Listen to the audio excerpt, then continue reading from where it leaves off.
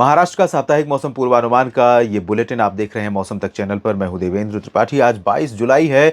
22 से लेकर 28 जुलाई के बीच में आपके राज्य में किस तरह का मौसम रहेगा, क्या जो आफत की बारिश है, जो बादल भीषण रूप से बारिश लगातार दे रहे हैं महाराष्ट्र के उत्तरी मध्य भागों में और कोंकण गोवा के रीजन में, विदर्भ के तमाम शहरों में, क्या वो लगातार इस सप्ताह भी बने रह सकते हैं, इसकी बात करेंगे। लेकिन इससे पहले मैं आपको वो तस्वीर दिखाना चाहता हूं जो ये बता रही है कि महाराष्ट्र में सब डिवीजन के हिसाब से, जिलों के हिसाब से देखेंगे तो निश्चित तौर पर कई जिले अभी होंगे मराठवाड़ा और मध्य महाराष्ट्र में जहां पर बारिश में डेफिशिएंसी होगी, कमी होगी।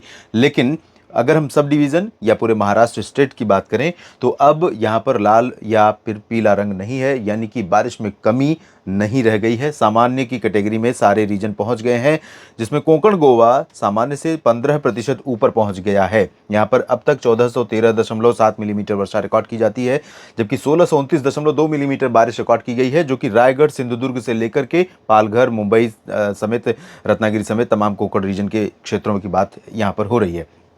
मध्य महाराष्ट्र की बात करें तो 18% की कमी है। 307 की जगह पर 251.8 मिलीमीटर बारिश हुई, लेकिन सामान्य की कैटेगरी है। और मराठवाड़ा की बात करें तो यहाँ पर 6% की कमी रह गई है। 242 मिलीमीटर आमतौर पर बारिश होती है, रिकॉर्ड की गई है 228.5। विदर्भ में अब सिर्फ 2% की कमी रह गई है। 382.6 मिलीमीटर की जगह पर 376.2 मिलीमीटर वर्षा रिकॉर्ड की गई है। तो ये स्थिति अब तक महाराष्ट्र के अलग अलग सब डिवीजन में है। और अब आपको मैं बताता हूँ कि आने वाले एक सप्ताह के दौरान, फिलहाल अगले 2 दिनों की स्थिति ये है कि 22 और 23 जुलाई के दिन कोंकण गोवा में पालघर, ठाणे, अलीबाग यानी रायगढ़ और रत्नागिरी, सिंधुदुर्ग, इन भागों में कई जगहों पर मूसलाधार वर्षा अगले 2 दिनों तक बनी रहेगी।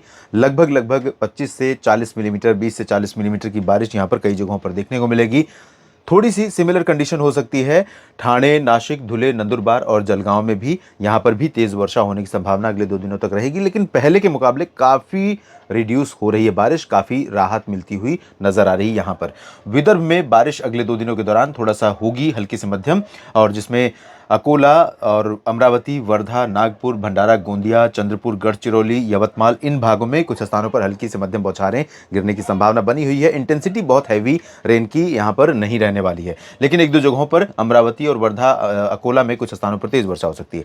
संभाजी नगर में हो सकती है बारिश, यहाँ जालना में हो सकती है, बुल्ढाना में हो सकती है थोड़ी बहुत, लेकिन बाकी जगहों पर मराठवाड़ा के हिंगोली, परभणी, नांदेड़, लातूर, उस्मानाबाद, बीड़, सोलापुर, सांगली, सतारा, पुणे, अहमदनगर, पुणे के भी पूर्वी क्षेत्रों में, इन भागों में चांसेस बारिश के इन 2 दिनों के दौरान बहुत कम है। और 2 दिनों के बाद यानी कि 24 जुलाई से लेकर 28 जुलाई के बीच में जो 5 दिन होंगे, 24, 25, 26, 27, 28, ये 5 दिन ऐसे होंगे जब मध्य महाराष्ट्र और मराठवाड़ा में बारिश की गतिविधियां बहुत कम हो जाएंगी, और कम यहां पर भी हो जाएंगी, लेकिन पूर्वी भागों में, विदर्भ के उत्तर पूर्वी हिस्सों में, जिसमें अकोला से लेकर भंडारा, गोंदिया, नागपुर, चंद्रपुर के क्षेत्र शामिल होंगे, और यहां कोंकण गोवा में पालघर से लेकर के सिंधुदुर्ग के बीच में ऑन एंड ऑफ हल्की बारिश होती रहेगी, मध्यम बौछारें भी उस दौरान गिरती रहेंगी।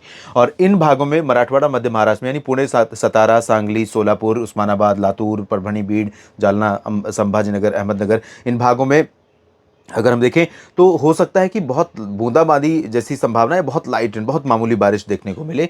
बाकी बारिश कंटिन्यू यहाँ पर होने की संभावना अगले 5 दिनों के दौरान नहीं दिखाई दे रही है। उससे पहले भी बारिश बहुत कम होगी, और अभी भी इन्हीं क्षेत्रों में बारिश में कमी रही है। तो कह सकते हैं कि मानसून की बेरुखी जिन जिलों में रही है, जिन किसान भाइयों को अब तक मानसून की बेरुखी का सामना करना पड़ रहा है, उन्हें आगे भी करना पड़ेगा। जल्दी कोई राहत नहीं नजर आ रही है।